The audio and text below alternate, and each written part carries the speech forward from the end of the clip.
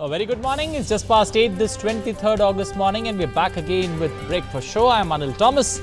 Over the next 1 hour, we'll take you through the major happenings across India and the globe from the field of politics, business and sports. Also, our regular segment on health and Good News India story.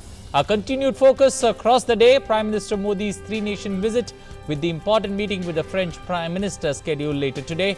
Also, his interaction with the Indian community at the UNESCO headquarters in Paris.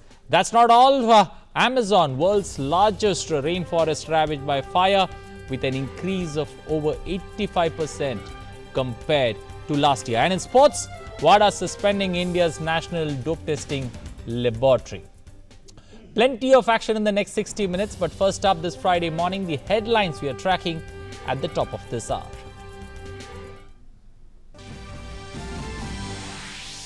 Prime Minister Narendra Modi begins his tri-nation tour with a one-on-one meet with the French President Emmanuel Macron in Châtelet-Chantelet. President Macron says J&K is a bilateral issue and no third party should interfere. Hopes for peace and stability in the region. Prime Minister Narendra Modi thanks France for cooperating in fighting terrorism. First Rafale to be delivered to India next month. Prime Minister Modi and President Macron discuss a host of issues including the Jetapur project, climate change, digital and cyber security. Prime Minister to address the Indian community at UNESCO headquarters in Paris will dedicate a memorial to the Indian victims of the two Air India crashes in France in the 50s and 60s. Prime Minister Narendra Modi to also meet France Prime Minister Charles Philippe. Special CBI court sends former Union Finance Minister P. Chidambaram to CBI custody till August 26th in the INEX media corruption case. The agency had sought his custody, saying he was not cooperating in the investigation. Amazon, world's largest rainforest ravaged by thousands of fire, an increase of 85% compared to last year. Brazilian president says its government lacks the resources to fight Amazon fires. French President Emmanuel Macron says it's an international crisis that needs to be on the top of the agenda at the G7 summit. India reached 203 for 6 in 68.5 overs before rain forces early stumps on day one of the first test match against West Indies. Ajinkya Rahane's top scores with 81.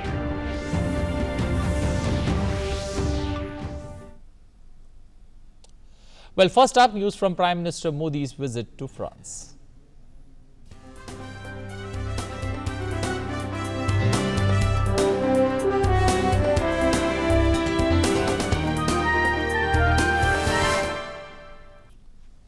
Prime Minister Narendra Modi will address the Indian community at an event at the UNESCO headquarters in Paris on day 2 of his France visit. A memorial for Indian victims of two Air India flight tragic air crashes of 1950 and 1966 will also be inaugurated. Further, cementing the relationship with France, Prime Minister Modi on Thursday held a bilateral meeting with the French President Emmanuel Macron. The two leaders discussed on issues ranging from terrorism to skill development. Making its stance clear on the Kashmir issue, France said it is a bilateral issue between India and Pakistan. The French president also expressed happiness over the delivery of the first Rafale jet by September. On Monday, the Prime Minister will be attending the G7 at the Biarritz partner. The warmth at the airport as a cross-section of the Indian diaspora in Paris turned out to greet their Prime Minister. And then came the meeting of two friends. President Emmanuel Macron playing host to Prime Minister Narendra Modi at the historic Château-de-Chantilly. The two leaders walked around the estate with Macron, explaining the historic significance of the chateau to PM Modi and took him around the centuries-old building. The two leaders then held a one-on-one interaction. Terrorism figured high on the agenda. हम दोनों देशों को आतंकवाद और radicalisation का लगातार सामना करना पड़ रहा है। क्रॉस बॉर्डर टेररिज्म का मुकाबला करने में हमें फ्रांस का बहुमूल्य समर्थन और सहयोग मिला है। इसके लिए हम प्रेसिडेंट मैक्रो का धन्यवाद देते हैं। हमने सिक्योरिटी और काउंटर टेररिज्म पर सहयोग को व्यापक बनाने का इरादा किया है। मैरीटाइम और साइबर सिक्योरिटी में भी हमारे बढ़ते सहयोग को और मजबूत करने का फैसला भी हमने किया है। PM Modi and President Macron also discussed the Kashmir issue. President Macron assured Prime Minister Modi of France's support to India's stand. He called for restraint and dialogue to ensure peace and stability in the region. President Macron categorically stated that Kashmir is a bilateral issue between India and Pakistan and said that he will communicate the same to Pakistani Prime Minister Imran Khan. फरवरी में जो पुलवामा में जो भी attack हुआ था उसके लिए हमने अपनी सहानुभूति जताई है और हम ये कहेंगे कि हम आतंकवाद पे भी एक दूसरे के साथ मिलकर काम करते रहेंगे। ये जो स्थिरता की जो नीति है उसको हम पूरी तरह से समर्थन देते हैं। कुछ दिनों बाद मैं पाकिस्तान के प्रधानमंत्री के साथ भी बातचीत करूंगा ताकि हम उनको भी यही कहें कि ये बात इस मुद्दे पर जो है वो द्विपक्षीय तौर पे ही बातचीत होनी चाहिए। हम जो चाहते हैं वो कि हर जगह पे स्थिरता रहे और कोई आतंकवाद की घटना ना हो। President Macron congratulated PM Modi for the election result. The two leaders discussed the upcoming G7 summit. Climate change is a shared priority that both nations will take to the G7 table. India and France have spearheaded the International Solar Alliance. Enhancing the digital as well as space partnership was also discussed. An agreement was reached on the cybersecurity front. Skill development was also discussed. On the civil nuclear front, both nations agreed to work on the Jaitapur plant over the next year. President Macron said bilateral trade between India and France has increased by 25% over the last 1 year. An Indian cultural festival, Namaste France, will be organized in 2021-22. Defense and strategic ties too were discussed. President Macron expressed happiness over the Rafale deal and said that the first Rafale jet will be delivered by September. पहला जो Rafale का जो विमान है वो अगले महीने भारत पहुंच जाएगा और ये हमारे लिए बहुत ही बड़ी बात है। अगर हम सिविल न्यूक्लियर की बात करें, रासायनिक परमाणु की बात करें तो हमने ये कहा है कि इस साल के अंत तक जैतापुर पर हम ऐसे कुछ चीज़ों पर काम करेंगे ताकि इस साल के आखिर तक हम इस प्रोजेक्ट को परियोजना को आगे ले जा सकें। India and France inked an MOU in the field of renewable energy. The two countries entered into an administrative arrangement for cooperation in skill development and vocational training and a cooperation agreement on cyber security as well as an implementing arrangement for joint maritime domain awareness. Bharat और France ने कंधे से कंधा मिलाकर आज़ादी और लोकतंत्र की रक्षा की है, फासिज्म और एक्सट्रीमिज्म का मुकाबला किया है। फर्स्ट वर्ल्ड वॉर के दौरान हजारों भारतीय सैनिकों का बलिदान आज भी फ्रांस में याद किया जाता है। आज आतंकवाद, क्लाइमेट चेंज, एनवायरनमेंट और टेक्नोलॉजी के समावेशी विकास की चुनौतियों का सामना करने के लिए फ्रांस और भारत एक साथ मजबूती से खड़े हैं। India and France enjoy extremely friendly ties and have been working together bilaterally and multilaterally for years. This visit will certainly add to the ground covered during the previous interactions with the French leadership. With Shailendra Mishra and Sudhir Yadav, Bureau Report, DD News. Prime Minister Narendra Modi will arrive in UAE today in the second leg of his tour. This is the third time Prime Minister Modi will be visiting UAE in the last 4 years, and it is hoped that it will give a new momentum to the already existing strong ties between India and the United Arab Emirates.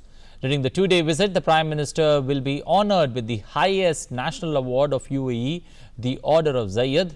UAE Minister of Tolerance Sheikh Nayyam bin Mubarak Al Nayyam has said that the highest national award to Prime Minister Modi is a mark of special relationship between India and United Arab Emirates. He added that UAE thinks of India as a special great friend and a respected and trusted partner. UAE President in April had announced the decision to confer its highest award on Prime Minister Modi in recognition of the pivotal role played by him in enhancing bilateral ties between the two countries to the level of comprehensive strategic relations. Well, back home, the special CBI court sent former Union Finance Minister P. Chidambaram to CBI custody for 4 days till August 26 in the INX media corruption case. The CBI had sought the custody of P. Chidambaram, saying he was not cooperating in the investigation. Here's all that transpired in the special CBI court.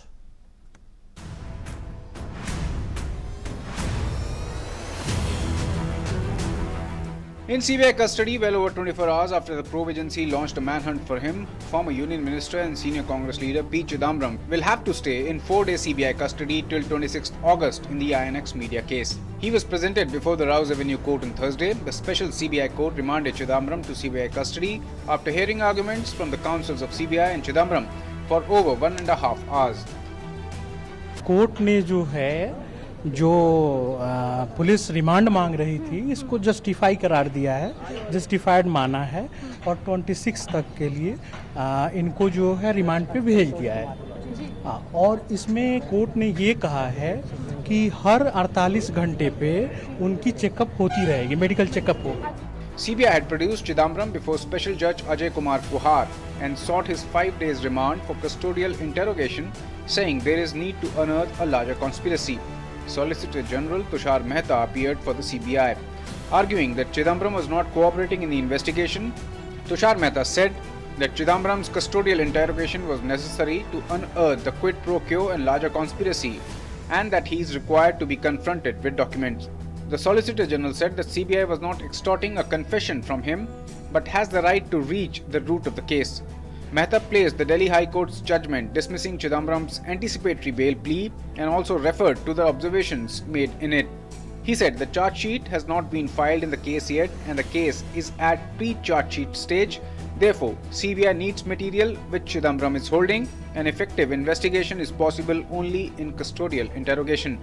Mehta contended that serious, active and informed role of the accused and the money trail is made out and has to be probed. He argued that Chidambaram's custodial interrogation was required to get answers of certain questions for an effective probe. Meanwhile, Chidambaram's lawyer opposed the CBI contention, saying all the other accused, including Chidambaram's son Karti, have already been granted bail in the case. They also argued that the former Union Minister was not a flight risk. Thursday's developments in the court took place after Chidambaram was arrested amid high-voltage drama from his Zorbagh residence in New Delhi on Wednesday evening. A CBI team accompanied by a Delhi police team had arrived at his residence to arrest him. With the main gate closed, some officers had to scale the walls of Chidambaram's house to gain entry and arrest him. CBI had registered an FIR on 15 May 2017 alleging irregularities in the Foreign Investment Promotion Board clearance granted to the INX Media Group for receiving overseas fund of Rs 305 crore in 2007 during Chidambaram's tenure as the Union Finance Minister. Thereafter, the Enforcement Directorate lodged a money laundering case in this regard in 2018. On May 30, 2007, FIPB cleared FDI of Rs 4.62 crore for the INX Media, but it rejected the proposal to downstream investment of INX Media in INX News. The CBI has alleged that INX Media flouted the conditional approval of FIPB and brought in Rs 305 crore of FDI in the firm against the approval inflow of Rs 4.62 crore only. In January 2008, the Financial Intelligence Unit of the Finance Ministry flagged the foreign direct investment of over 305 crore by 3 Mauritius-based companies in INX Media Private Limited, then owned by Peter and Indrani Mukherjee. Several years later, while investigating a company associated with Chidambaram's son Karti Chidambaram, ED found documents linked to INX Media in the computer of Karti's CA Bhaskar Raman. The documents indicated payments made to Karti's alleged company by INX Media at the time the Finance Ministry granted it FIPB approval. CBI alleges that Karti influenced top officials of FIPB. Indrani Mukherjee has disclosed to CBI that Karti's company had demanded kickbacks from her. She has now turned approver in the case. With inputs from Neeraj Singh and Ajay Vikram Singh from New Delhi, DD India. While addressing a press conference, Union Minister of Information and Broadcasting Prakash Javadekar said that Chidambaram's case is the case of massive corruption and the Congress party is united to support him. Chidambaram's case is a case of massive corruption. It's a scam. The Congress is synonymous with corruption because looting the country was their only mission, and therefore now law is catching up. We don't interfere in the works of CBI or any other investigating agency. Law will take its own course. But now Congress is united for protecting, they have come to protect corrupt. Well, more restrictions were relaxed in the Kashmir Valley on Thursday, even as no untoward incident was reported from anywhere in the valley. Attendance of teachers in primary and middle schools and off-government staff in offices also improved. Here's how the situation in the valley is limping back to normal. In view of the improving situation, the movement of people and traffic was slowly increasing in the city and other district headquarters of the valley. Public transport stayed off roads, but a few inter-district cabs and auto rickshaws were seen plying in some areas. The attendance of teachers in schools up to middle class level and employees in government offices was also improving. Barricades have been removed from uptown and civil line areas of the city as well as from most areas in other districts. However, the deployment of security forces continues to avoid any law and order problems. Apart from Srinagar, the situation seems to be peaceful and calm in other parts of the valley too. In Kupwara, which has seen violent protests and clashes with security forces in the past, the situation is normal and nothing untoward has been reported from the district so far. The youth are now more concerned about their career and job prospects. Colleges की ज़रूरत होनी चाहिए थी, यूनिवर्सिटियों की ज़रूरत होनी चाहिए थी, बल्कि उसके नतीजे में आज भी हम लोग प्राइमरी स्कूल की जगह मिडिल को देख रहे हैं. हम इसकी मांग कर रहे हैं कि हमें मिडिल स्कूल दे दो या हमें हाई स्कूल दे दो. हाँ कि जो नए नए लड़के हैं यहाँ मतलब उन्होंने थोड़ा थोड़ा पढ़ने लगे. अब थोड़े थोड़े जो नौजवान हैं आज के वही पढ़ रहे हैं स्कूलों में. उनको भी दिक्कत पड़ी है यहाँ के मतलब ये स्कूल उनको दूर है. हमारे इलाके में वहाँ पे एक पुल है, 4-5 साल हो गया. बहुत सारे ठेकेदार आए, उनको देखा उन्होंने, मगर अभी तक वो पुल बहाल नहीं हुआ. The situation in Jammu continues to be calm and peaceful. The schools are once again bristling with activity of students who seem to be happy to be back to school. कि हमारे बच्चे आ रहे हैं, रेगुलर पढ़ रहे हैं, कोई भी ऐसा नेगेटिव रिजल्ट नहीं है. हम कैसे लोगों को शो करें, हम कैसे लोगों तक ये मैसेज पहुंचाएं कि हमारे स्कूलों में काम जो है सही हो रहा है. स्कूल खुले हैं तब से हम सारे बच्चे रेगुलर आ रहे हैं और अच्छे से हमारी सारी क्लासेस लग रही हैं. जितना हमारा सिलेबस रह गया था छुट्टियों की वजह से उतना हमारे टीचर कवर कर रहे हैं. थोड़ी एक्स्ट्रा क्लासेस लेकर उस जो सिलेबस रह गया था उसको कवर कर रहे हैं. सर अभी तो ठीक है, माहौल सब ठीक हो गया है, स्कूल भी खुल गया है. यहाँ पे हमें जो पहले से जो हमारे सिलेबस बीच में रुक गए थे उसको अब ठीक से कर रहे हैं. सर लोग मेहनत कर रहे हैं उसको कंप्लीट करने में. Shops and other business establishments remain shut, though there is no strike called by any separatist group or other organizations, and the situation in the valley continues to remain calm and peaceful. Bureau Report, DD India. Pakistan initiated an unprovoked ceasefire violation in the Sundarbani sector in Rajouri district in Jammu and Kashmir at about 20:45 hours on Thursday night. Indian Army is retaliating befittingly. The 24th Western Zonal Council meeting, which took place in Panji under the chairmanship of Union Home Minister Amit Shah. Chief Ministers of Gujarat, Maharashtra and Goa and administrators of Daman and Diu and Dadra and Nagar Haveli also attended the day-long meeting. During the meeting, the Union Home Minister proposed major police law and order reforms like linking case investigation with ACR of police officials. These also included completion of investigation within 60 days. Among others, Ensuring narcotic bureau coordination among states and center and zero tolerance in drugs were important issues that were discussed. Appointment of director of prosecution in each state will be expedited and center will issue guidelines soon.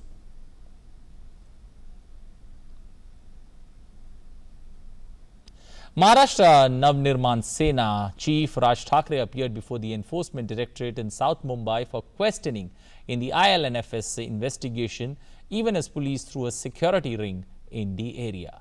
The MNS chief was summoned by the ED in connection with its probe into the alleged irregularities relating to loans and equity investment worth 450 crore rupees by the IL&FS in Kohinoor CTNL Infrastructure Company. Earlier, Raj Thackeray had said he had faced such notices from government agencies and courts in the past and honored them, and he was going to honor the ED notice too. Moving to international story, Amazon, the world's largest rainforest and a bulwark against climate change, has been ravaged by thousands of fires in the last 1 week. The smoke from the resulting fires hangs at the horizon like a fog. About 73,000 fires have been detected by Brazil's Space Research Center. It's a record number and an 85% increase compared to last year. Meanwhile, the French President Emmanuel Macron has said that the record number of fires in the Amazon rainforest is an international crisis that needs to be on the top of the agenda at the G7 summit. He tweeted, "Our house is burning literally." UN Chief Antonio Guterres also said he was deeply concerned by the fires.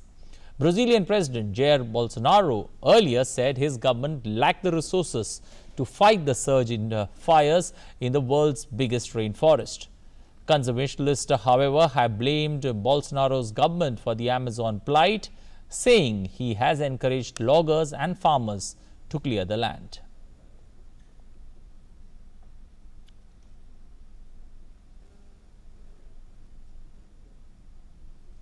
Supreme Court of Bangladesh on Thursday temporarily removed 3 High Court judges from their judicial duties in the light of a primary probe against them. These judges later applied for leave. This was confirmed by the spokesperson of the Supreme Court, Saifur Rahman, in Dhaka. He, however, refrained from elaborating the charges against the 3 judges. President Ashraf Ghani has said that it was essential the Afghan government would be present in any potential peace negotiations with the Taliban as talks move to the 9th round of the process. The United States and the Taliban officials resumed talks in Qatar on Thursday to firm up a deal enabling the withdrawal of US troops from Afghanistan in return for the Taliban security guarantees. About 20,000 foreign troops, most of them American, are now in Afghanistan as part of a US-led NATO mission to train, assist and advise Afghan forces. The two sides have held discussions over a potential agreement on 4 key issues, including a Taliban guarantee that it will not allow foreign militants to use Afghanistan as a launch pad to conduct attacks outside the country, the complete withdrawal of US and NATO forces, and intra-Afghan dialogue and a permanent ceasefire.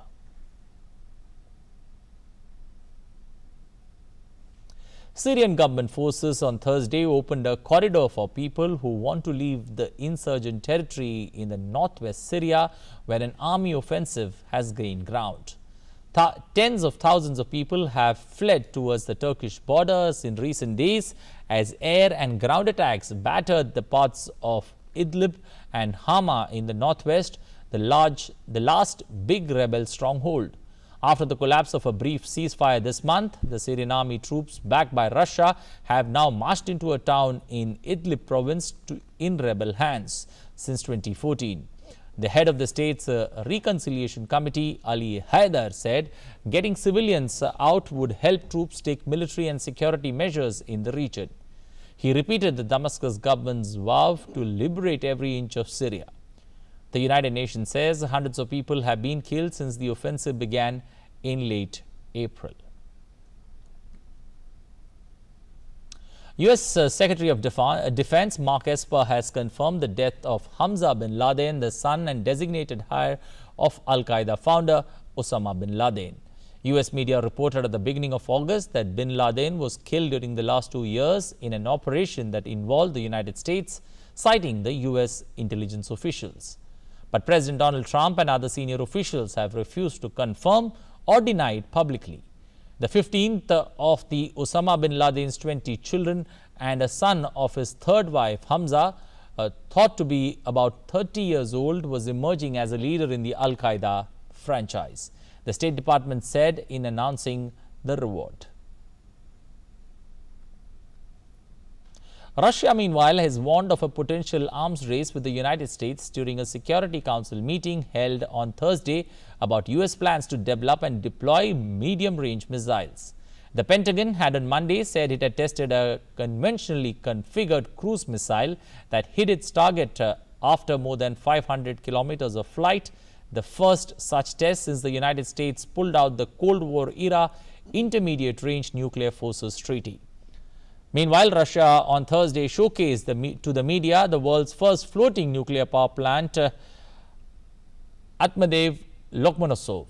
Russia has maintained that the main advantage of the new type of nuclear plant is its mobility that allows it to reach any point with demand for energy. It also said that it would do no harm to the environment. Today, the world celebrates the International Day for the Remembrance of the Slave Trade and its abolition. UNESCO celebrates this year the 25th anniversary of the Slave Route Project, Resistance, Liberty, Heritage, which offers the opportunity for collective consideration of the historic causes. The day intends to inscribe the tragedy of the slave trade in the memory of all the people, as today in 1971 saw the beginning of the uprising that played a crucial role in the abolition of the transatlantic slave trade in Haiti and the Dominican Republic. The Director General of UNESCO invites the Ministers of Culture of all member states to organize events and encourage young people to participate in these events.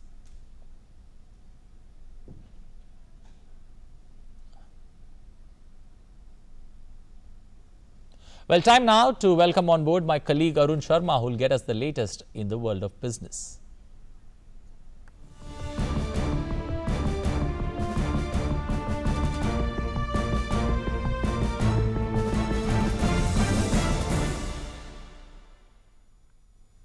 Thanks, Anil, and let's begin with the top business story we are tracking for you. Now, Niti Aayog Vice Chairperson Rajiv Kumar has said that the government has taken cognizance of the existing condition of economy and has assured that sufficient care is being taken to ensure economic growth.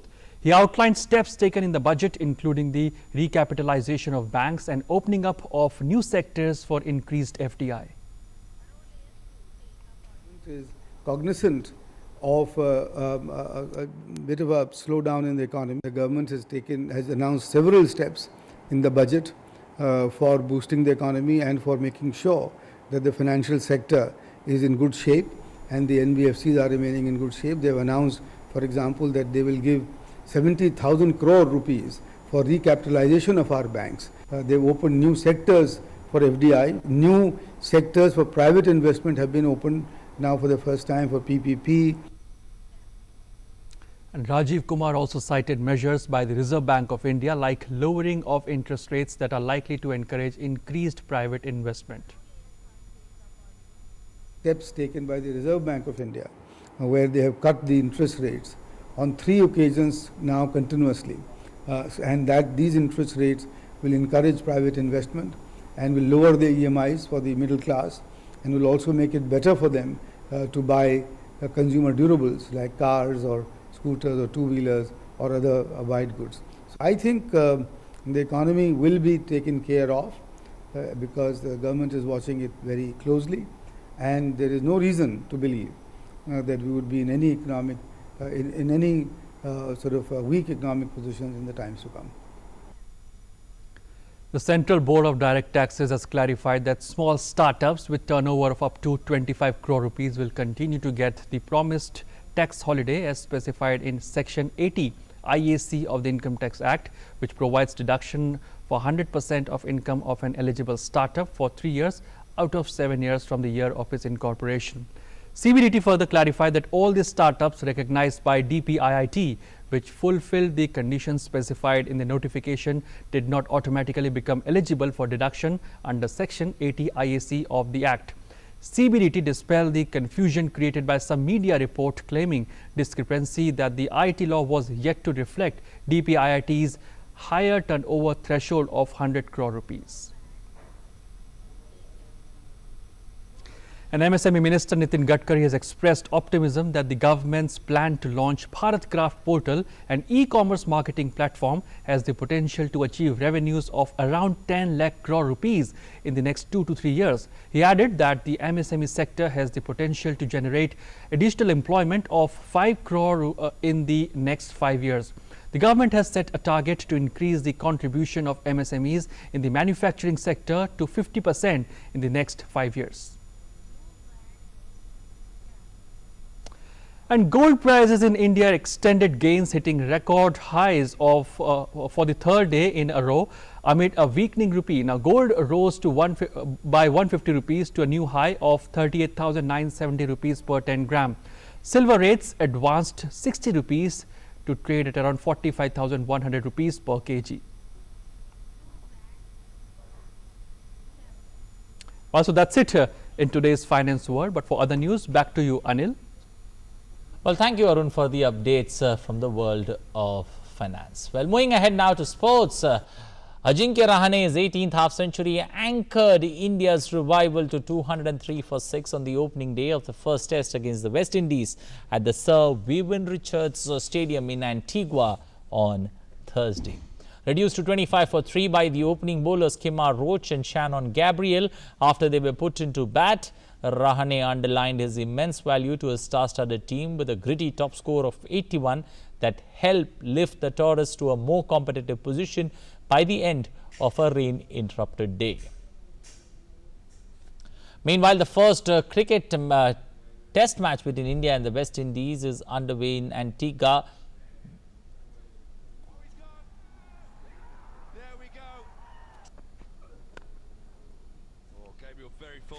The match was delayed earlier due to 15 minutes due to a wet outfield caused by rain.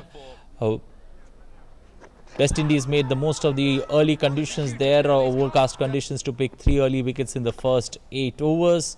KL Rahul contributed with 44 runs, while Harman Vihari was involved in a vital run stand with Rahane to put India past 200 at the end of day 1. Misfield there could have been tight, and Rahane's half-century. The World Anti-Doping Agency has suspended the accreditation of the National Dope Testing Laboratory, that's NDTL, for 6 months in what could be a massive blow to anti-doping movement in the country with less than a year left for Tokyo Olympics.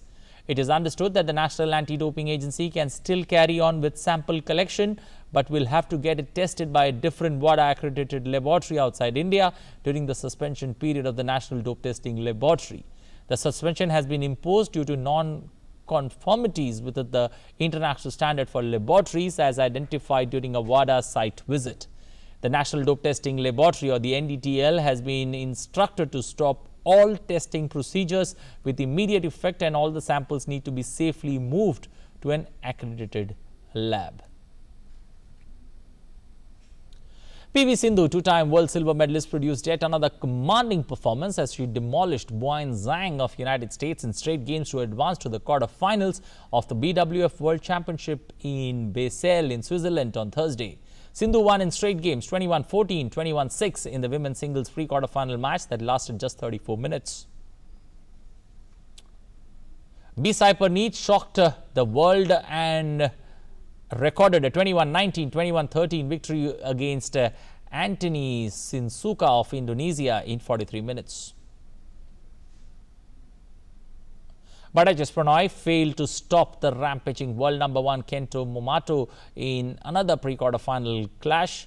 Later in the day, India's top-ranked shuttler Kidambi Srikanth suffered a straight games loss against Kantapon Wangchuran of Thailand 14-21, 13-21.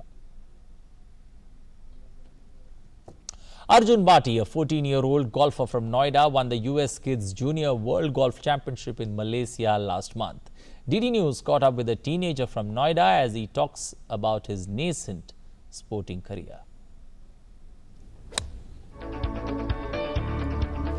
This is 14-year-old Arjun Bhatti, who has recently won the title of Junior Golf World Championship. He is fond of golf and spends most of his time on the greens, honing his skills and in the process managing to create history. 637 golfers from 40 countries participated in the Junior Golf World Championship and Arjun was at the forefront. जो मैंने अभी tournament जीता उसका नाम FCG कैलवे junior world championship 2019 था।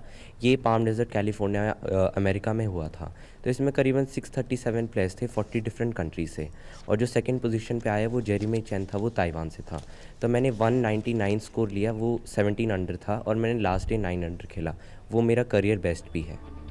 Nobody plays golf at Arjun's house, nor does anyone have any connection with the sport. That's why his family did not take it very seriously when Arjun showed a keen interest in playing golf. When Arjun was just 7-year-old, one day he told his father that he wants to buy a golf kit. Initially, his father did not take it seriously. He thought it is just another one of those many things that his child is yearning for. In this success, Arjun has a great contribution from his coach Monish Vidra, who recognized his skills and then played an important role in shaping it. Talent itself cannot make you a champion, it can't make you a star. So I have explained to them, talent can last for some time, but the people with dedication and hard work will always catch up with you. Now that is actually one of Arjun's secret ingredient. Arjun earlier won the title of Junior World Championship in Malaysia and also won laurels for the country by winning other competitions. It was not easy for the family, but they have supported the young boy achieve his dream. मैं परमपिता परमात्मा का बहुत बहुत धन्यवाद करना चाहती हूँ कि उन्होंने मुझे अर्जुन की माता होने का जो श्रेय दिया है, उससे मैं बहुत गर्व महसूस करती हूँ। When you touch the pinnacle of success at a very young age, one needs to find time from the golf course as well to meet fans and admirers. The real challenge now begins for the young golfer as he is set to make a mark on the global stage. Ashok Martolia's report for DD News. Well, new sporting stars there in the world of golf. Well, now it's time to take a look at the top stories published in the newspapers from the national capital. Our first look is at the Times of India in the nation pages, where in first the NTA, that's the National Testing Agency, that have announced the dates of 13 exams in one go. The National Testing Agency pronounced the dates for 13 competitive exams, including the Joint Entrance Examination Main, the National Eligibility cum Entrance Test for the undergraduate, the Delhi University, the Jawaharlal Nehru University Entrance Test, and the UGC NET on Thursday. This is the first time that all these dates of these major centralized competitive exams for admissions to various professional courses and eligibility exams have been announced together well in advance. So it gives the people, the kids who are aspiring to give these exams a better opportunity, a better window to prepare themselves for the big test. Well, moving now to our next look at the Hindustan Times. This comes on the front page, the climate change taking a toll on the Western Ghats. It talks about the Kawalpara and the Malappuram incident, where in both places in Kerala, where hamlets have been wiped out as a hillside almost melted away, bringing down everything in its path, home, people and tea estates. It talks about the dangers of quarrying that's taking place in this particular region. A study there by the Kerala Forest Research Institute, published in 2017, clearly based on GIS mapping, has found that there are almost 5,924 quarries in Kerala, and 13 of them within the radius of 1 kilometer, as a result of which this particular nature's fury taking its toll on the people, with a huge loss of lives there in the state of Kerala. Our next one is a positive story that we picked from the Hindu. It's Shivmoga villagers opting for self-help, building a bridge. Guided by 3 carpenters, 75 residents there reconstructed the structure that was washed away by floods. But it's a nice story about how people have taken repair work to themselves and have done the reconstruction. That reconstruction that didn't take much of a time. The whole Gram Panchayat provided them just 15,000 rupees to meet the expenses. The 100-meter bridge is now open for pedestrians as well as two-wheelers there. So a move where people have united and taken things in their hand to get things rebuilt. Our final look is at the Indian Express. India's Davis Cup tie against Pakistan that was scheduled to take place on 14th and 15th of September now being postponed to November. With just 3 weeks to go for that India Davis Cup tie in Pakistan, the ITF, that's the International Tennis Federation, has taken a decision to postpone the tie by 2 months. So this is going to now take place somewhere in November. We'll have to wait and watch. Earlier, this particular Davis Cup tie was scheduled to be played on September 14th and 15th in Pakistan. Well, after a look at the national dailies, it's time now to take a look at history and all the important things that took place on this very day, August 23rd, in history. Tanguturi Prakasham, a politician and freedom fighter, was born in Vinodarayuni, Panam village in Prakasham district, Andhra Pradesh. He was the Chief Minister of Madras Presidency and subsequently became the first Chief Minister of the new Andhra state. On the same day in 1923, former Lok Sabha Speaker Balram Jakhar was born in Punjab. Jakhar served as Speaker of Lok Sabha from 1980 to 1989. He contributed to the establishment of Parliament Museum. On this day in 1944, Saira Banu, famous film actress and the wife of film actor Dilip Kumar, was born in Mussoorie, Uttarakhand. She acted in many Bollywood films between 1961 and 1988. The same day in 1947, Sardar Vallabhbhai Patel was appointed as India's first Deputy Prime Minister. Well, after a jog down memory lane, it's time to come back to the present and take a look at the events that are listed for the day today. President Ramnath Kovind will inaugurate first ever World Youth Conference on Kindness 2019 at Vigyan Bhavan in New Delhi. Union HRD Minister Ramesh Pokhriyal Nishank will also be present on the occasion. Union Minister for Micro, Small and Medium Enterprises and Road Transport and Highways Nitin Gadkari will deliver the keynote address at the 6th India International MSME Expo and Summit 2019 at Pragati Maidan in New Delhi. Smriti Zubin Irani, Union Minister for Women and Child Development, will facilitate award winners of Poshan Abhiyan for 2018-19 in New Delhi. Poshan Abhiyan is a flagship program to improve nutritional outcomes for children, adolescents, pregnant women and lactating mothers. Union Minister of Jal Shakti Gajendra Singh Shekhawat will release Composite Water Management Index 2.0 at Niti Aayog in New Delhi. The index is an important tool to assess and improve the performances of states and union territories in efficient management of water resources. Jharkhand government will begin the process of free refilling of cylinders along with distribution of 12 lakh new LPG connections under the Pradhan Mantri Ujjwala Yojana. Now, stories that inspire us. Aksha Dayal, a student of Bilaspur in Chhattisgarh, has designed an umbrella that does not reverse even in strong winds. Dayal was awarded with the Inspire Award for preparing the anti-storm umbrella. The Inspire Award is given to school students for their unique inventions. Aksha Dayal, a high school student from Bilaspur, takes her umbrella to go to school with her younger sister in heavy rain. But their umbrella is reversed due to strong winds. The result is both get wet. This incident makes Aksha think, why do umbrellas reverse in strong winds? From here, she gets the idea to make anti-storm umbrella. This unique invention led to Aksha being awarded the Inspire Award this year. हम लोग देखते हैं कि convenience ना होने पर हम छाते को गाड़ी में या साइकिल में भी यूज कर लेते हैं, तो एक हाथ से साइकिल चलाते हैं, एक हाथ से छाता पकड़ते हैं. इससे अगर तेज हवाई और छाता पलट गया तो हम एक्सीडेंट होने का तो खतरा बनता ही है. इसलिए मैंने इस छाते को हैंडल में फिक्स करने के लिए एक स्टैंड बनाया है, जिसे हम हैंडल में फिक्स कर सकते हैं इस छाते को और हमें पकड़ने की भी जरूरत नहीं पड़ेगी. The Inspire Award, instituted by the Union Government's Department of Science and Technology and the National Innovation Foundation, has been successful in inspiring students across the country to innovate. Bureau Report, DD News. The central government has launched the Inspire Award scheme to inspire children to innovate. A resident of Damtari, Siddhi Pandey from Chhattisgarh, has designed a device for women's safety, for which she has been selected for this year's Inspire Award.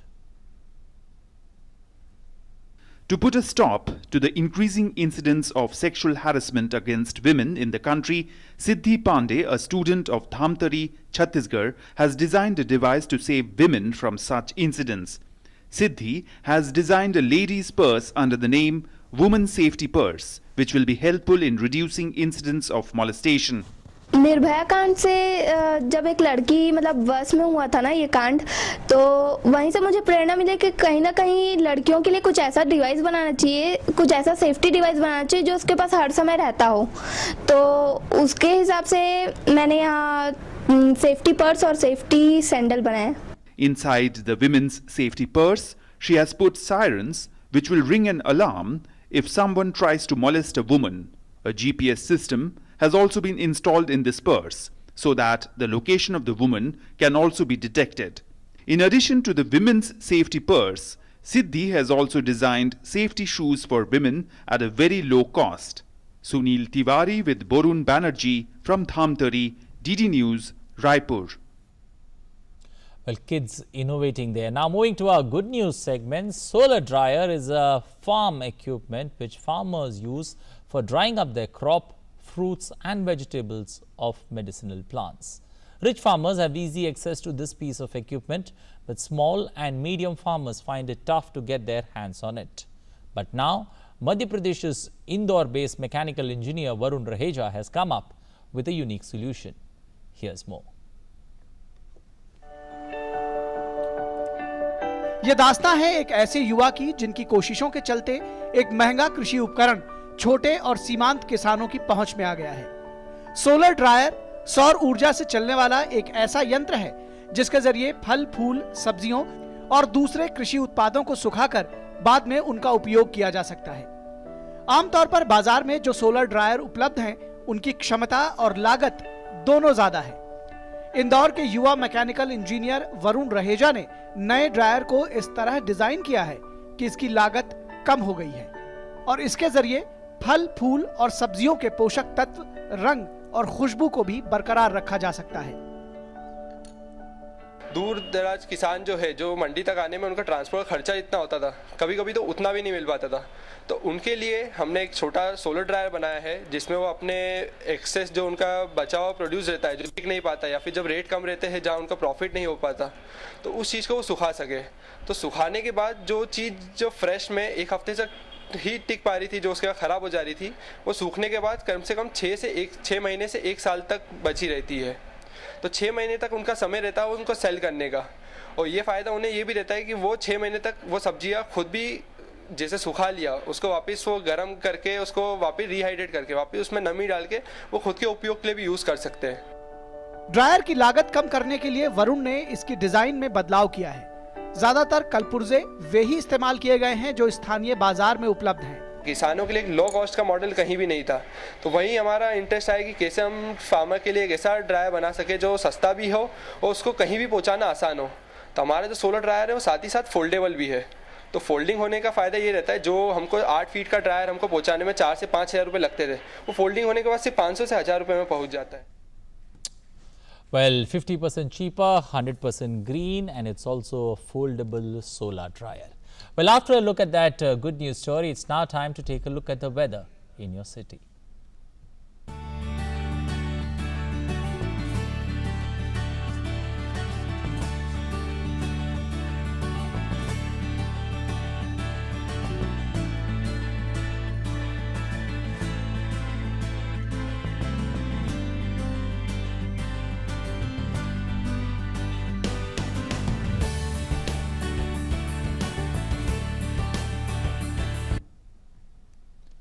Well, before we end the breakfast show, we leave you with a positive thought for the day ahead. Rumors are carried by haters, spread by fools, and accepted by idiots. Today is Sarah Banu's birthday, also known as the real glamour queen of Bollywood. Enjoy the songs from her movies. Take care, stay safe and healthy over the weekend. Bye-bye.